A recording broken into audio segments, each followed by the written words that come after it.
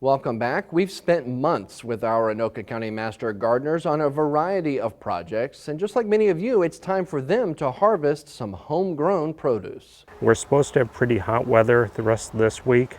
I'm hoping it'll stay hot for the rest of August so the tomatoes ripen.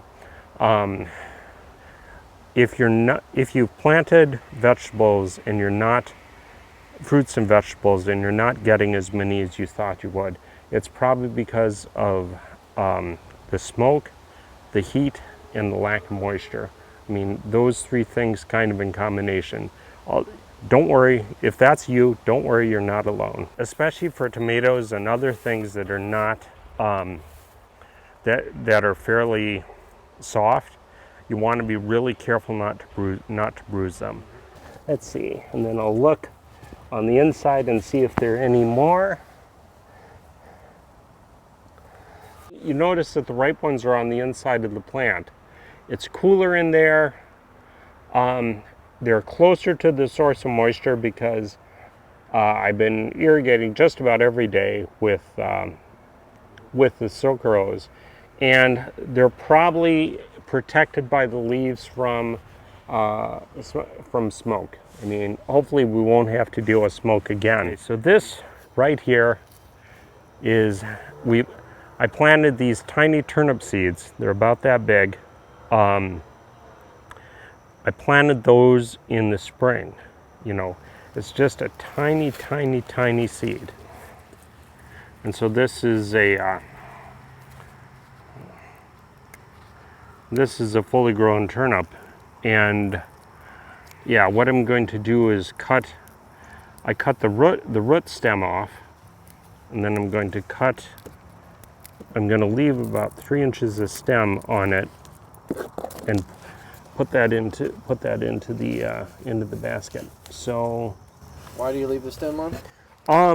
it keeps it a little bit fresher, and the stem it keeps the turnip a little bit fresher, and the stem provides a food source for the turnip to do anything. But that's why you want to leave a little bit of stem on. This one is especially huge, goodness gracious. So you can tell that a potato is ready to be picked when the stem dies and has stayed dead for a while. The way to harvest potatoes is I just dump this out, and then I start to look for potatoes in the soil. Here's one. And then once again, you're very careful not to, when you grow potatoes in containers, you're probably not going to get as many potatoes.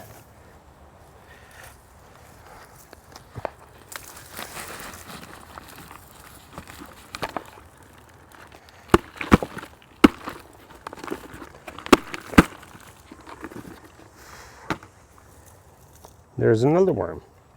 Goodness, and another potato. I see another potato here and another potato here.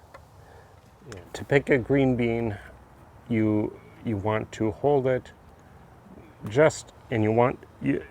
I'm picking it I have a little bit of stem on it.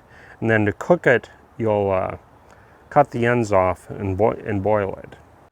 You know, and the nice thing about pole beans is that you can usually get at least 2, if not 3 or 4 pickings out of a season, because there's still a lot of blooms left on, and there are still a lot of beans too, for that matter.